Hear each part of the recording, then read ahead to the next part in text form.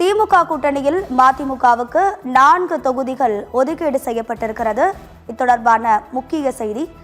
போட்டியிட விரும்பும் 10 தொகுதிகள் பட்டியலை திமுக தலைமையிடம் மதிமுக வழங்கியுள்ளது.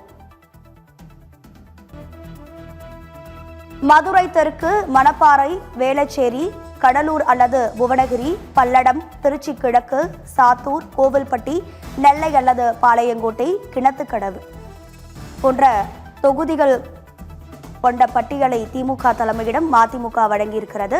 மதிமுக போட்டியிடும் 4 தொகுதிகள் உட்பட 10 தொகுதிகள் கொண்ட பட்டியலை மதிமுக திமுக தலைமையிடம் வழங்கியிருக்கிறது. விரும்பும் 10 தொகுதிகள் கொண்ட பட்டியலை மதிமுக வழங்கியுள்ளது. அவை மதுரை தெற்கு, மணப்பாறை, வேளச்சேரி, கடலூர் அல்லது புவனகிரி, பல்லடம், திருச்சி கிழக்கு, சாத்தூர், கோவில்பட்டி, நெல்லை, பாளையங்கோட்டை, கிணத்துக்கடவு போன்ற விரும்பும் 10 தொகுதிகள் கொண்ட பட்டியலை மதிமுக திமுக தலைமையிடம் வழங்கியுள்ளது. 2026 சட்டமன்ற தேர்தலில் மதிமுக 4 தொகுதிகள் போட்டியிடும் என்ற நிலையில் தற்போது 10 தொகுதிகள் கொண்ட விருப்ப பட்டியலை வழங்கியிருக்கிறது. அதில் மதுரை தெற்கு, மணப்பாறை, வேளச்சேரி, கடலூர் அல்லது புவனகிரி, பல்லடம், திருச்சி கிழக்கு, சாத்தூர், கோவில்பட்டி, நெல்லை அல்லது பாளையங்கோட்டை, கிணத்துக்கடவு போன்ற தொகுதிகள் கொண்ட விருப்ப பட்டியலை மதிமுக திமுக தலைமையிடம் வழங்கியுள்ளது. இத்தொடர்பான முக்கிய செய்தியை பார்த்து வருகிறோம். திமுக தலைமையிடம் பல்வேறு கட்சிகள் தங்களது விருப்ப தொகுதி பட்டியலை வழங்கி வரக்கூடிய நிலையில் தற்போது மதிமுகவும் வழங்கியிருக்கிறது. இது தொடர்பான கூடுதல் தகவல்களை நமது செய்தியாளர் நந்தினி வழங்கிட கேட்கலாம். நந்தினி, வணக்கம். உங்க விரிவான தகவல். வணக்கம் ராதிகா.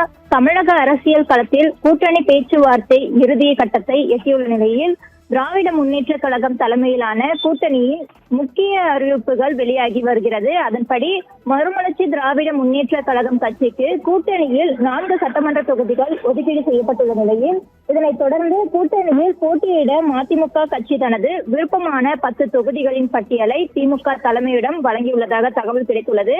அதன்படி விருப்ப பட்டியலில் இடம்பெற்றுள்ள தொகுதிகள் என்னவென்றால் மதுரை தெற்கு, திருச்சி கிழக்கு அல்லது மணப்பாறை, சாத்தூர், வேளச்சேரி, கோவில்பட்டி, கடலூர் அல்லது புவனகிரி, திருநெல்வேலி அல்லது பாளையங்கோட்டை, பல்லடம், கிணத்துக்கடவு உள்ளிட்ட கட்சியின் ஆதரவு வலிமை மற்றும் முந்தைய தேர்தல் வாக்கு விகிதங்கள் மற்றும் உள்ளூர் அரசியல் சூழ்நிலைகளை கருத்தில் கொண்டு இந்த தொகுதிகள் தேர்வு செய்யப்பட்டுள்ளதாக கூறப்படுகிறது. இந்த நிலையில் ஒதுக்கப்பட்ட 4 தொகுதிகளில் எவை இறுதியாக மதிமுகவுக்கு வழங்கப்படும் என்பது குறித்து திமுக தலைமையகம் கூட்டணி கட்சிகளுடன் விரைவில் ஆலோசனை நடத்த உள்ளது. குறிப்பாக சில தொகுதிகளில் மாற்று விருப்பங்களும் அளிக்கப்பட்டுள்ளதால் இறுதிக்கட்ட பேச்சுவார்த்தையில் பரஸ்பர உடன்பாடு எட்டப்படும் என அரசியல் என தெரிவிக்கப்பட்டுள்ளன. குறிப்பாக அதிகாரப்பூர்வ தொகுதி ஒதுக்கீடு பட்டியல் வெளியாகும் வரை இந்த பரபரப்பானது நீடித்து வரும் என எதிர்பார்க்கப்படுகிறது ராதிகா.